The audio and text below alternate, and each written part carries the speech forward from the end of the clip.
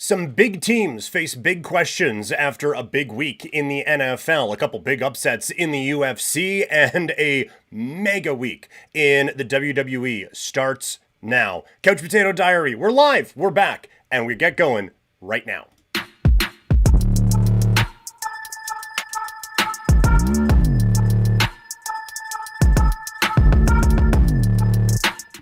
Oh, I missed this. Welcome, everyone, to Couch Potato Diary. My name is Peter Klein. Thank you very much for tuning in today. As always, we are presented by Sea of Dead. Head over to seaofdead403.ca. Get that great Calgary swag, some great Christmas gifts. Also, Season of Giving. The proceeds from the Jerome shirts that are up right now, seaofdead403.ca, all goes toward Kids Sport. Already getting set to make a pretty good donation there. So really excited about everything happening over at seaofdead403.ca. Hopefully you are too. Also, we are fueled by Swift Energy. Head over to swiftenergy.gg. Use the code PKPrimetime for 25% off some great fuel to get you moving in your gaming sessions. We got a lot of sports to watch over the next little while. That'll help the focus and the just the energy levels get you through. So again, swiftenergy.gg and use that code PK Prime Time. Yeah, it's been a couple weeks. For those of you who watch on the streams and everything like that,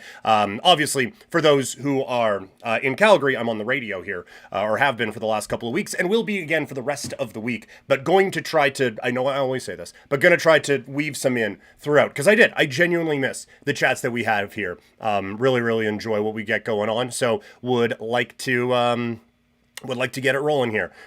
We already have Tall John and Uncle Crashy with the longtime viewer, first time new name in the chat. Crash, who is looking to pull off the spectacular having 3 empty slots on the roster and still beating me in fantasy. I need a pretty good Monday night to avoid that embarrassment in the last week of the regular season in the Vampire League. But yeah, we already got a couple of people going in the chat. Tall John's asking about the Kansas City Chiefs. We got Iggy maybe making the World Juniors.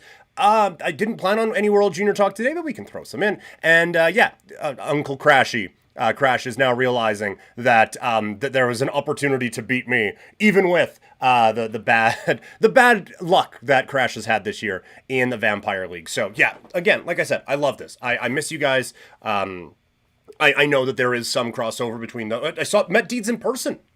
Hiding the burying the lead. Met Deeds in person at one of the live shows that we did at Adrenaline here in Calgary, but it's not the same as hanging out with you guys here. So going to try to really focus on getting this going, even as I'm over on 960 radio-wise here in Calgary, for those who don't know, for the rest of the week. But we have a lot to talk about on the NFL slate.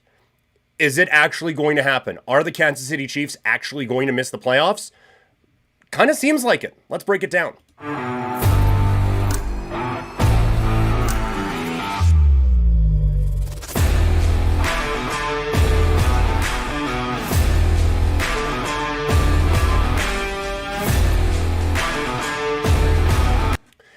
We could be having a seismic shift in the National Football League, as it does appear that the Kansas City Chiefs' hopes of making the playoffs have faded away after a disappointing loss on Sunday Night Football against the Houston Texans. And we just keep waiting for it to work, keep waiting for it to work, keep waiting for it to work, and it keeps not working.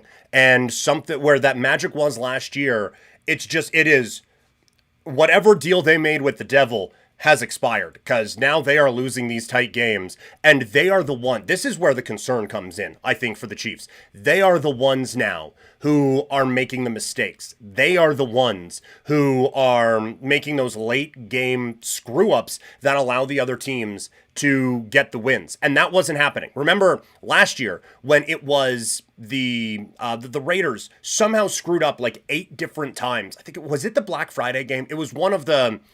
It was like a Christmassy Saturday. It wasn't a regularly scheduled football game. And the Raiders just botched every single way you could possibly screw up a game. They managed to do that. And the Chiefs were able to get it. And that was always kind of my justification around all of it, was Kansas City knows how to win. And they just don't make those sorts of mistakes. But now they are. It's going for on 4th and 1 when it feels like you kind of have them stuck. Like the Texans aren't going to do anything else. So if you punt the ball to them, now they can march it down. And I understand, like, there's some hypocrisy for me with that, because I am a big go for it on 4th down guy. But as with a lot of things, it's not just one or the other. There are times where it makes sense to go for it on 4th and 1. I think most times. But there are some game situations where it's like, yeah, take it. Go. Let's see if you can do it again. And the Chiefs screw that up. It's Travis Kelce being now unreliable and not being able to handle that pass, leading to an interception that really seals the game away. It is the Chiefs now who are making those screw-ups. And when you have a roster like they do, with the issues they have on the offensive line, with the pass catchers who just can't get open now, your margin for error just gets smaller and smaller and smaller. And it's weird, because this is a really good Mahomes season. I think Mahomes has been excellent. But he needs a little bit of help. And it ain't coming. It's not there. So they're going to have to really reassess where they are at roster-wise. Because I think when you look at, okay, we can kind of punt on receiver, we'll draft a couple fast kids and it'll be fine. Obviously, like, that got them to a couple of Super Bowls. But the issue is Travis Kelce is not what Travis Kelce was. And like he has had some big moments, but he's had some rough ones too. And when you don't have that reliable target, that was kind of the basis for a lot of these things. And then running back, they're kind of over on hitting on guy like Hunt was big, but Pacheco hasn't necessarily bounced back in the way that I thought he would. I still think Rice is a really good receiver. I still think Worthy is a pretty good receiver. And I wonder with a full season with those guys, what this offense looks like. But it is obvious they have to address the issues on the offensive line. And they probably need another game breaker on the offensive side, because Kelsey's kind of fading away. And honestly, like, it feels weird, because Kelce, I'm overreacting to one game. But Kelce has had some not great moments this season. The last couple of seasons, really. Like, he obviously has slowed down. And, like, just that juggle and everything like that. you wonder if maybe more Noah Gray need to be worked into, or other tight end, right? Like, just find something to get this offense going, because it's just not. And again, they're facing a really tough schedule. Like, they have, I'm not making excuses for them, but they have faced, like, this is a really good Texans team that still has a chance to win the division, and should be what a lot of the focus is on, but it's not. But they have a real opportunity, I think, to make some noise. So if they were losing games like this to the Raiders and to the Dolphins and the Jets, then that's concerning. They're losing to playoff teams basically every week, but it's just, these were the teams that they beat. Like, they're going to Super Bowls. So the opposition shouldn't matter to you, but it does now for them. It feels done, right? Like, they are 2 games back with, what is it now, 4 games remaining? So, yeah, like, there's obviously, we're going to talk about it in a sec here, Uncle Crashy bringing up the Indianapolis Colts. There is a very realistic possibility the Colts fall out of this thing, but still, like, making up that amount of ground in this short of time, with also a Ravens team who we'll talk about in a second, still kind of hanging out there. It felt last year like the Bills weren't going to make it. Now it feels like the Chiefs aren't going to make it. Now the Bills made a miraculous comeback and were able to get on through to the postseason. I just don't, this needed to be it for Kansas City, and it wasn't for them. So it feels very done this season for the Chiefs, and now I'm fascinated to see how they respond. The Baltimore Ravens, also potentially in the done category, as they lose to the Pittsburgh Steelers. Now, that game more competitive. I think they should have won. I guess we'll just jump right in. I don't understand how that likely catch wasn't a touchdown at the end of the game. And this guy, like, holy shit, talking about all the different things that he has been through in these types. Like, how many different times have we said, oh, I don't get how Likely didn't finish that one play with the foot on the back of the goal line last year, and this one here and a couple of others as well. But, like, he has it. He takes 2 steps. Like, it's a catch. It is 2 feet in bounds. Like, how do you not, how is that not a catch? It feels like we have one of these a year. Like, he catches it, it's in the end zone. Like, you just have to cross. If he does that same thing, but it's on like he does the quarterback sneak tush push thing and reaches into the end zone, it feels like they give it to him, right? Like, he has possession, it gets across the goal line. Boom, that's a touchdown. So I genuinely don't understand how that one goes against the Ravens, but for sure don't leave it to one big play late in the game against the Steelers team that's felt cooked for a couple of weeks too. So, like, they should have won this game, but they had a lot of opportunities to win it as the day went on. And, like, Lamar is obviously still banged up. And again, they just don't have the guys making the plays for their quarterback when he needs the help. It is great to have Superman, but sometimes you do need also Batman to come in and help out, right? As we just really drive this metaphor into the ground.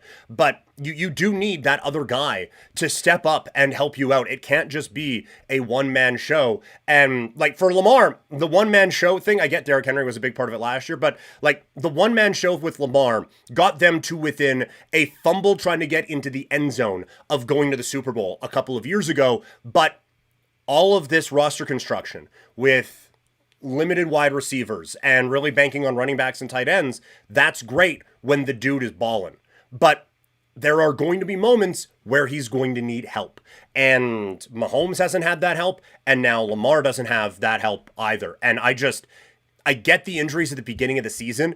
I cannot fathom how they did not take care of the Steelers here. And now they're in a better situation because they're only 1 game back of Pittsburgh, and I'm not buying that the Steelers are going to have this great run the rest of the way. But the Ravens have a tough schedule for the rest of the season as well. Let's pull it up here just on my phone real quick. Blah, blah, blah, blah, blah. Fantastic podcasting for everyone and live streaming. So let's go here. Let's go find that Ravens team. Why can't I find this game? There we are. Ravens, what are we looking at schedule-wise the rest of the way? I feel like it's difficult. Okay, so next week they are at the Bengals, who looked all right. We'll talk about that game in a second here. They're at the Bengals, then they are home against the Patriots. That's a difficult game. They are, as begrudgingly, I will admit, that's a difficult game.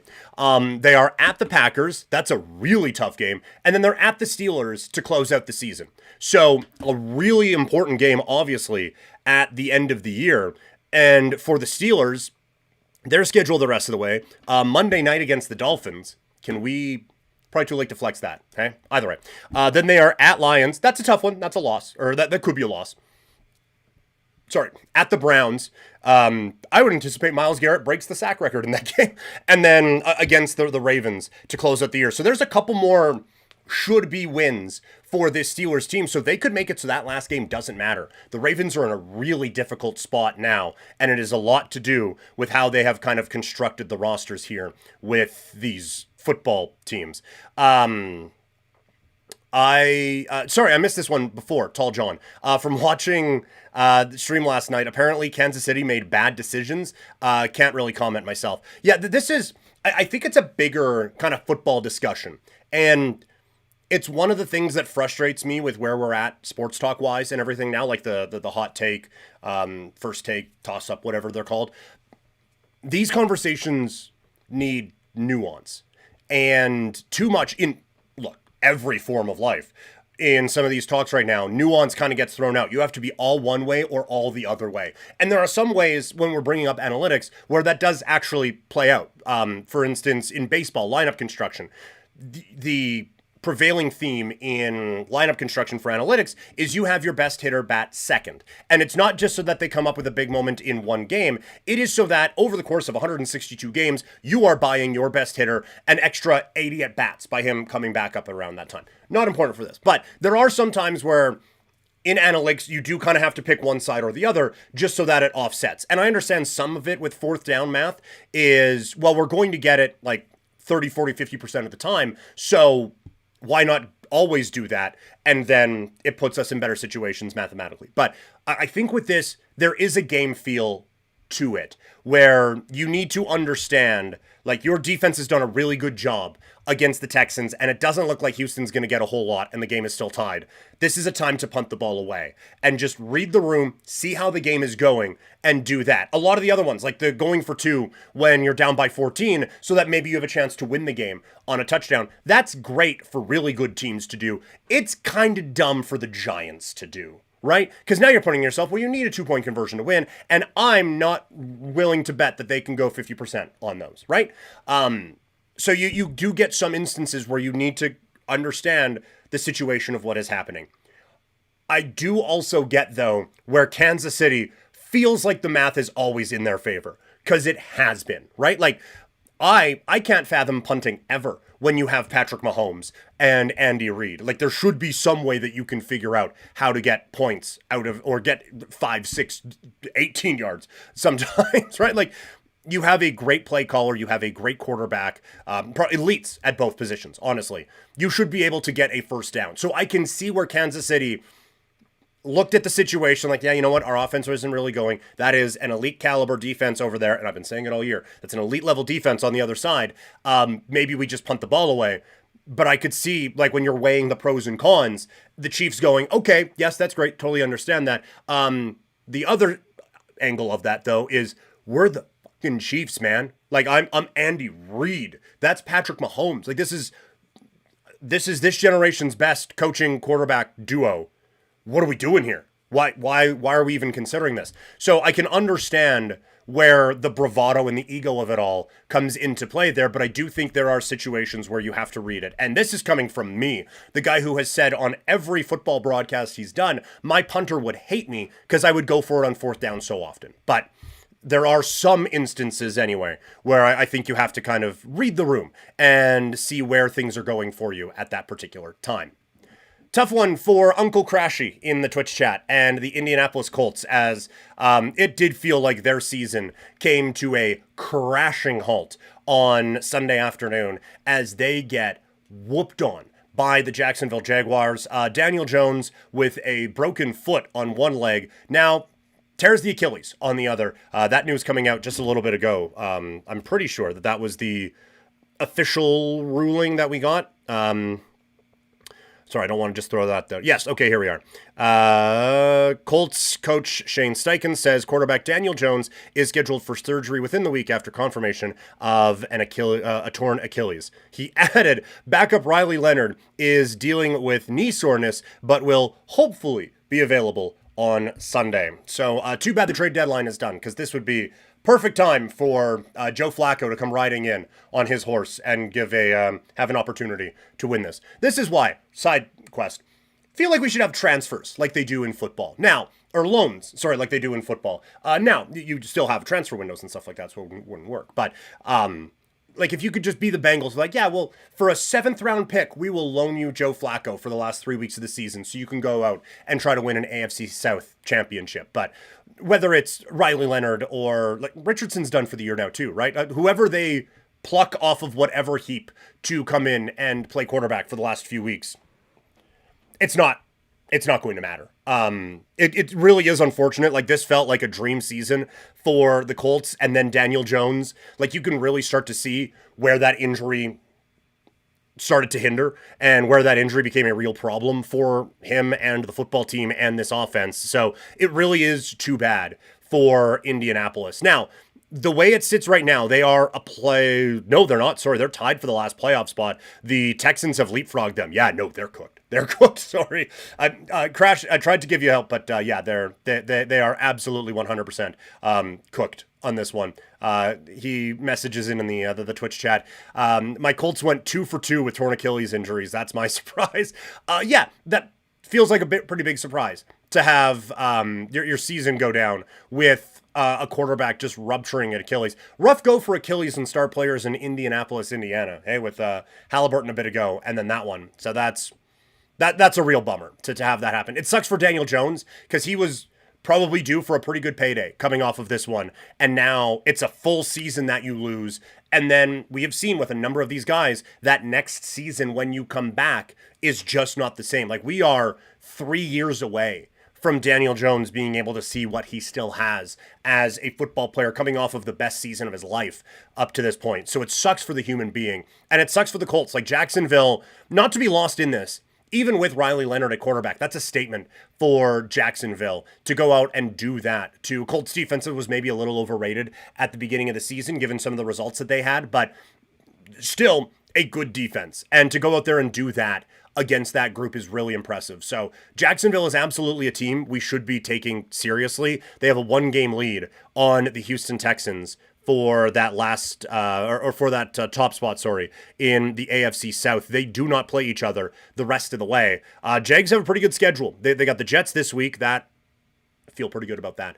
Real test on Sunday the 21st when they take on the Denver Broncos. That'll be a late afternoon game. That is at Denver. Then they're at the Colts on the 28th before closing out the season with the Titans. So, like, Colts at this point and Titans, those are wins. At Broncos, that's a real test for Trevor Lawrence and this Jacksonville team, going up against the Houston Texans, who have a lot that they are playing for as well. Obviously a game back, and they are looking like a very good football team as well. But yeah, the Indianapolis Colts, a fantastic season, but it kind of all comes crumbling down. And now you wonder, what do they do at quarterback as the season winds down and they head toward it's weird to talk about them like this because they are tied for a playoff spot. And when I'm saying, well, the Chiefs, I mean, maybe, and Baltimore could. Now, Baltimore's a game out of their division, but I guess so are the Colts, right? So I'm looking at teams that are 2 games behind them in the standings, going, well, maybe, but the Colts, done. But that is the reality of the situation when you have a really tough injury like they did at the quarterback spot. Massive comeback for the Buffalo Bills. That is Tall John calling to come into quarterback for the Colts. Yeah, no, that's look, who knows, right? I mean, don't put the phone on Do Not Disturb is all I'm saying, because they're going to be calling anybody to try to come in and get that quarterback job for them. But yes, the Buffalo Bills, a comeback that they needed in the worst possible way. I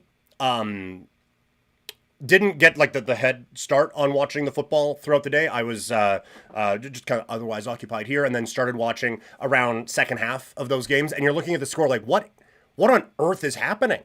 And anytime Buffalo would get any kind of momentum, either James Cook would fumble or the Bengals would come back and do something big. But then a just brain fart of a pick six from Joe Burrow trying to shot put a pass over an incoming linebacker who reaches up, grabs it, and takes it the rest of the way and basically seals it for the Buffalo Bills in a snow game. It is a little concerning that the offense needed until the fourth quarter and 2 interceptions for their defense to come away with a victory against what has been the worst defense in the National Football League this season and one of the worst defenses we've seen in a decade. For Buffalo to need that, that's a bit of a problem. I have concerns about that, but a win is a win for them, and they stay within semi-striking distance of the New England Patriots for that top spot in the division. Buffalo 2 games back of New England. They have a game against each other coming up this week. So a huge one for Buffalo to try to get that and try to work their way back into it. But yeah, again, it feels like something is a little off with them. But the difference was where Mahomes wasn't able to make that miraculous play, where Lamar Jackson wasn't able to get that miraculous play. 2 things happened for the Bills. Someone stepped up and made a big play, and then Josh Allen took over, like a 47-yard run to help seal the game away. Is really impressive and really, really quite the thing. But a very, very good comeback, good win. Definitely, can't lose that one, obviously. But I still have questions coming out of that win now for the Buffalo Bills. And so it sets up an interesting AFC playoff picture right now where the Broncos and the Patriots are tied at 11-2 at the top of the division. The Jags are in third, leading the AFC South at 9-4. And then the Steelers, the AFC North leaders right now at 7-6. In the wild card, it's the Bills, the Chargers, who play later tonight, and the Houston Texans at 8-5. Just out are the Colts at 8-5, and then the Ravens, Chiefs, and the Dolphins still alive at 6-7. But they need a hope and a prayer to get their way into the postseason. So could be a lot of new blood in the playoffs. And I've said, I'm not a believer in the Broncos and the Patriots in terms of getting, once you get into the postseason. Patriots against Texans would be the first round matchup. I would be very worried if I was New England, just based on how good that defense can be for the Houston Texans. But a lot of interesting times ahead in the AFC, that is for sure. Didn't really talk about it much, but the NFC had a huge game with the Chicago Bears hanging around, but ultimately losing to the Green Bay Packers. 28-27 ends up being the final score. 28-21 ends up being the final score in that football game. And for the Packers, this is what kind of keeps you hoping with this group, I guess, for lack of a better phrase, because Jordan Love can go out there and be this guy like he was on Sunday and just kind of take over. You've been waiting for this to show up this season for Jordan Love. And again, only 234 yards passing on 17 of 25, but just the way it looked out there. And getting a couple of touchdowns to Christian Watson, 3 touchdowns overall on the day. Josh Jacobs running the ball quite effectively against that Bears defense. This is what tantalizes you about this team when it is going well. You have a quarterback who at least the ceiling is very high and a very talented receiver group around him with a strong running back to kind of get through, and then a defense that can step up and make some very big plays. If Micah Parsons isn't getting held on every play, which he kind of was. But they are a team that feels like they can be complete and feels like this is, as someone who thought they could win the Super Bowl, this is what I was waiting to see out of this football team. And it has been frustrating that you don't see it on a weekly basis, but they were able to step up when they needed to and make this play. And now you look at the rest of the NFC, obviously, we still take the Rams very seriously. They made a statement on Sunday. So did the Seahawks. But the Packers have to be right there when talking about the complete teams in the NFL and one of the, at least, favorites in the NFC. As for the Bears, it always kind of felt like winning the division for them was a little bit of a fool's gold mission. But I again, they looked like a playoff team. That was... It's funny, in a loss, that was about as good as Caleb Williams has looked. And I've said it before, I am not as big of a Caleb Williams hater as other people are. But I have to say, this was about as impressed as I've been with him. Now, they still have to stay sharp because Detroit is right behind them at 8-5. And then you still have the Buccaneers or the Panthers at 7-6, who are a couple of games out as well. So this isn't just, okay, you've done the job, get through.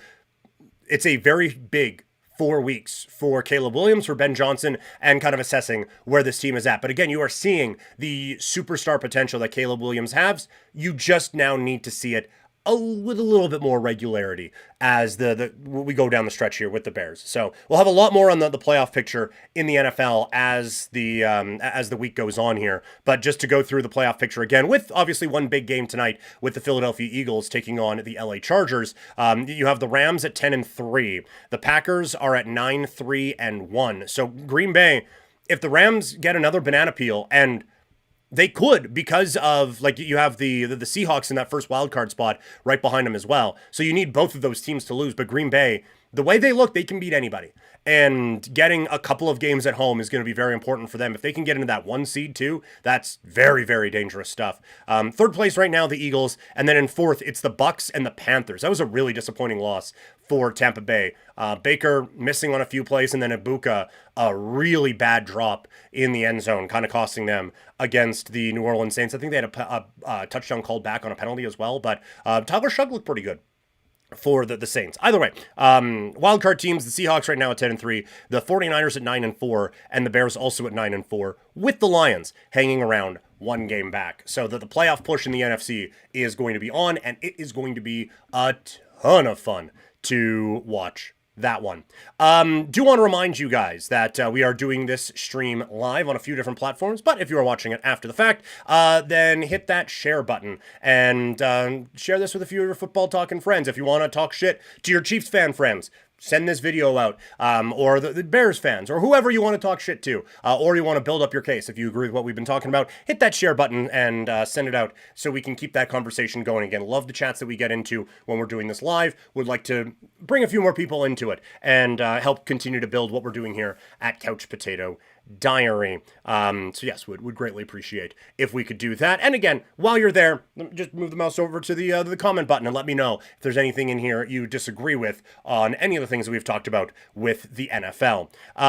We will have a little bit more football coming up in just a second, but we are going to transition into the baseball talk now. And like I said, a lot more football to come as the week kind of rolls on here on Couch Potato Diary. But the Blue Jays have been the active team of free agency so far. We talked about Dylan Cease's contract. Haven't had a chance to talk about the KBO MVP coming to the Blue Jays as Toronto continues to set up their pitching staff in what I think is a very, very smart way.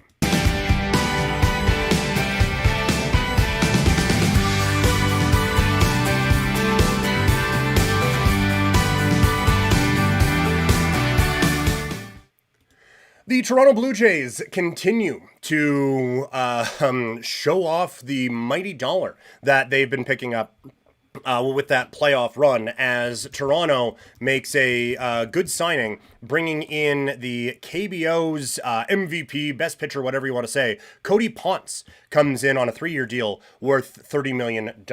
I like this a lot. They needed pitching depth. First and foremost, starting pitching depth. Like, we all fell in love with this Blue Jays team as the season went along. We do need to remember that Easton Lucas started multiple games for the Blue Jays. Spencer Turnbull was a Blue Jays starting pitcher at one point this season. So you're going to need pitching. Ben Nicholson-Smith, we had him on the radio here in Calgary, he brought up the stat that the Blue Jays were amongst the playoff teams. I think it was every playoff team who had at least 10 or at least 6 starters need 10 starts this season. So you need that major league ready starting pitching depth. Ponce can bring that. Is he an ace? Probably not. But as someone who had those big numbers in the KBO, there's obviously been an improvement since he has tried his work at the major league level and then went over to first Japan, where he kind of got rocked, and then went to the KBO and figured something out. The velocity has jumped up a little bit, and it feels like there have been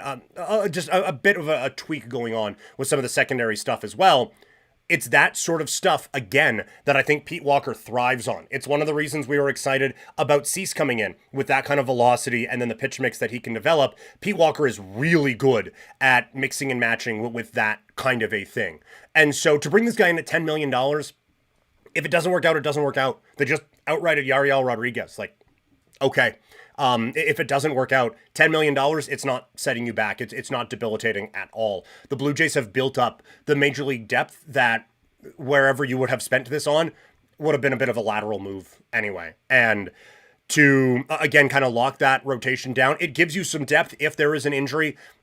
if someone is hot and bothered about what they can do with the declining velocity of Jose Barrios and they want to make a trade for that, there's an opportunity there. It gives you more reliable depth. I do wonder what the plan would be when everyone is healthy with all 6 guys. My guess would be that Ponce is a long relief sort of a guy. I do wonder if he comes in to kind of help with Yasavage, because there's going to be a bump up in innings for Trey Yasavage from what he had a season ago.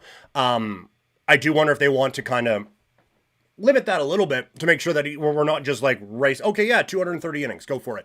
Kind of let this kid still develop. Have Ponce be a bit of a follow for him when everyone is healthy. That obviously doesn't happen a lot with pitching rotations, so he's going to get his opportunities. Bowden Francis, if he can bounce back, he's going to get his. Same thing with an Eric Lauer as well. The Blue Jays have major league ready starting depth for the first time in a really long time, and I'm very, very happy about this. But I also think it shows a high level of strategy and intellect from the Blue Jays front office. And I have been a very, very vocal, I don't know what the right word is. I have had my complaints about this front office. Let's say that. If you go back a year, almost exactly a year, with the Vlad Guerrero deadline back in February and everything like that, I was firing everyone. And for 16 months, I was saying, what has this front office done to justify keeping them around, to justify their employment, basically? But obviously, a World Series run helps. And now these moves are really smart because, as has been discussed, like Cease, it's a long-term contract. Ponce, it's a couple of years. You have Gosman coming off the books next year. You have Bieber coming off of the books next year. And Barrios as a player option. On the one hand, doesn't seem like the happiest camper. On the other hand, it doesn't really seem like a $21 million pitcher anymore either. So maybe he would want to accept that, maybe he wouldn't. But either way, you at minimum have to replace, potentially, 2 starting pitchers in this rotation. And so the Blue Jays, with an aggressive and surprising influx of cash from a run to Game 7 of the World Series, and now everyone buying Blue Jays gear for Christmas, they have money to spend now. So why not spend it now? Obviously help the team out. Be competitive, try to get back to a World Series, and maybe win the thing this time. Try to make that move, but also set yourself up now for the future as well in a market where the best available starting pitchers are your own. So go out and just address that now and put yourself in a better position going forward. It is a really, really smart investment, really, and a really smart spending strategy from the Blue Jays front office to make those moves and set them up in this big time way. Tall John saying Blue Jays have been very busy. They are wanting that trophy bad. That is the thing. It felt like for a while that this front office, not that they were content losing or anything like that, but one of the fun things about 15, specifically 16, not as much, obviously, but 15, even leading up to it, like the Anthopoulos tenure with the Blue Jays, is that it felt like his only goal was winning and making the big league team better. And so I've used the reference before, he was putting that team together like it was a video game. And it's trade, done, spend. Let's make this team as good as possible. And it felt like the Blue Jays says, okay, we'll be in on some stuff, but maybe it won't work, maybe it will. We'll see what happens. But we're going to be smart and responsible about it. And I like the 2 contracts they have handed out. I don't think you would throw the Cease one into responsible, given the length of the deal and the amount of innings that are on that arm. But I don't have a problem with it. It is not one that I think they would have signed 2 years ago, though. They have this aggression now that seems to meet where Blue Jay fans are at in the passion for going out and just being a super team and trying to win a championship. So that is the thing. Like it does feel, Tall John, like this Blue Jays front office really has the same mentality of the fan base of let's go for it for the Jays. Also saying Blue Jays management has pushed the chips all in with the new roster and counting on bank with the Skydome upgrades. Man, those upgrades, like watching even like the Delgado clips, and we'll get to him in a second, but even like Edwin Encarnacion is on the ballot. You're seeing some like old Blue Jay highlights coming up. It's like, it is boggling my mind that that's the same building. Like they have really changed the vibe of the in-arena experience at the Rogers Center. And look, like I can't imagine what ticket sales have been like for the Blue Jays here, especially in this Christmas season with everyone trying to get different things for different relatives and stuff like that. They're going to have some money here. Even if this team isn't, even if they go from like what it was in 15 to 16, where 15 was this great run, 16, you still made it, but didn't quite have that same feel. Even if there is a bit of a step back, I still think there's going to be a real passion for the Blue Jays and still more of that money coming in. But you're right, like they are kind of banking on a lot of that. And we'll see what comes to with the new CBA and everything going on in Major League Baseball at this particular time. But another good point from Tall John here. Can we get more Trey clones at $57,000 again, please? I think it's crazy to think that Trey made the equivalent of low or low mid income kind of money. Yeah, it is. It's nuts that dude's like and salary last year was almost mine. Like it's crazy to think that. I do feel like Tiedemann could be that next year, right? Where he is this guy with electric stuff. Now he's not starting down in Dunedin. He's going to be starting at AAA Buffalo, so the path isn't quite as long. He's already done a lot of that buildup, but I still think that dude has electric stuff, and we've just kind of forgotten about him because of injuries, and Yasavage has come in and been the bright, shiny toy. But I could really see Tiedemann being the, hey, could we call him up and even use him as a bullpen guy down the stretch? And he comes in and has some big moments in a playoff run. Again, kind of capitalizing on they haven't seen this guy a lot. So let's take advantage of that because he has amazing stuff. I think Tiedemann could be that kind of guy for the Blue Jays next season. And look, the offseason not done for the Blue Jays. They are still in on everybody. Apparently they're the most aggressive on Tucker right now. And I have been surprised at how quiet the Bo market feels. Like you hear that there are teams interested, but we get very few specifics on it. And we get very few, okay, well, this team's making a real push or anything like that. Just haven't had it. Haven't had a whole lot of that. So the wild optimist in me is wondering if both markets come back to the point where the Blue Jays could get both. Like for Tucker, if it was $450 million and then Bo was around 210, that's like that $600 million is a lot. And now we're talking about like $1 billion offseason for the Blue Jays. But a lot of the Tucker conversations now, it sounds like the money's starting with a 3. And it sounds like the Bo money's starting with a 1. And if you can get that now down, I wonder if both markets come back to the point where the Blue Jays can just, you know what? Screw it. Let's just have the best lineup in baseball to go on with one of the deeper pitching staffs in the majors. Let's just do that. I would bet against it. My thought still is, especially with the Mets making that move, with Simeon and Nimmo, I still feel like the Mets come over the top at some point with Tucker, and I feel like the Blue Jays keep Bo and then add a couple other pieces. My hope was Bellinger, but something along those lines. I could see the Blue Jays doing that, but it does kind of feel like those markets are kind of quieting down, and maybe something could be a bit more realistic for Toronto going forward. But going to be a very interesting winter meetings here in Major League Baseball and the rest of the offseason, that is for sure. Tall John saying, do you see a path for them to make the bats stronger than they are? Or is that possible without a trade? I think there is. Sorry, just continuing on his thought. Not that the bats are not strong. I think the biggest thing the Jays need to work on in the offseason is